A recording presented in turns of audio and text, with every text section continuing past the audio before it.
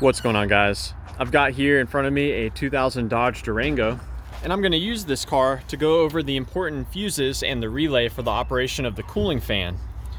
So we can see here the cooling fan there in front of the mechanical fan. I'll give you some troubleshooting steps for checking that out as well. But let's start by going inside the car. This is where we will find our first fuse for that cooling fan.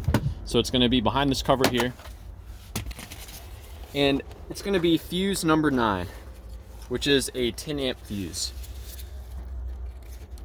So here's fuse 9. The role of this fuse is to provide power to the engine relays, including that fan relay. So without power coming from this 10 amp fuse, we won't have any of the relays engaging. Now, while we're under the hood, or while we're inside the car, check to see if your horn works. If your horn works, then you know the horn relay right here works. So we can take it with us and use it to test the radiator fan relay. So the other fuse and the relay is behind this cover, which we remove by pushing the tab here and here while lifting up. The main fuse for the cooling fan is going to be this 30 amp fuse. You can look down through the clear plastic top and see that it is not blown.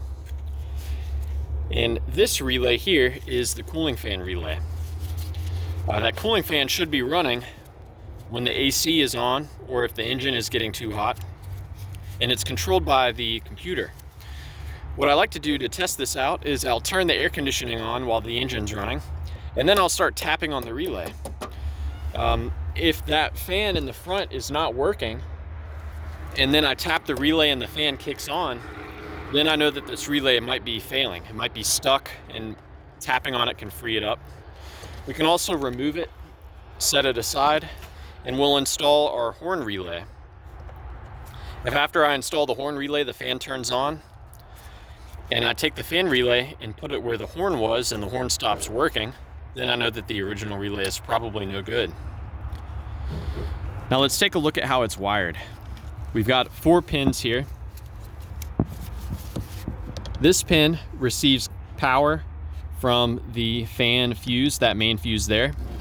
This pin receives power from that fuse inside the car, number 9. The computer sends a ground to this pin when it wants the fan to be on. And the power here, coupled with the ground here, will activate this relay. When the relay is activated, it will take the power from this pin and send it directly to the fan on this pin. So you yourself can connect these 2 pins together with a paper clip or maybe a wire. And by connecting these 2 pins together, you will be directly sending power to that fan. And that fan should start to run once you connect those 2 pins together. If the fan does not come on when you're connecting the pins together, then you may have a wiring issue, or the fan itself could be not working. The radiator fan has a dark green wire. That's what gets its power from. And there's a black wire that sends it a ground. So both must be working for that fan to work. Now I want to mention too, this mechanical fan has a clutch. So it's allowed to spin at a different speed than the water pump pulley. And the way this clutch works is once the clutch gets warm, or hot rather, then it should not spin super freely. But if you have your engine warmed up and you turn it off, and then you come under the hood and this just spins freely, then you know that the clutch may be failing, and that can cause your car to overheat as well. You'll also want to check and see if it's leaking. Sometimes these clutches will leak hydraulic fluid.